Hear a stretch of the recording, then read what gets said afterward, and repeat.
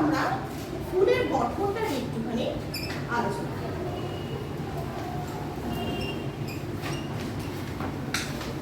অনেকেই আছো খুব ভালো আঁকো, একজন এসো যে একটা যে কোনো ভাবে ফুলের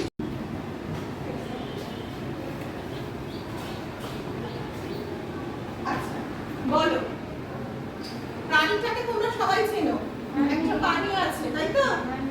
বলো, তুমি বলো তো কিসের ছবি দিচ্ছি, কোন প্রাণী আছে, কোন প্রাণীর ছবি আমি দিয়েছি? প্রজাপতি। আচ্ছা, ও প্রজাপতি বলেছে, ঠিক বলেছে না ভুল বলেছে?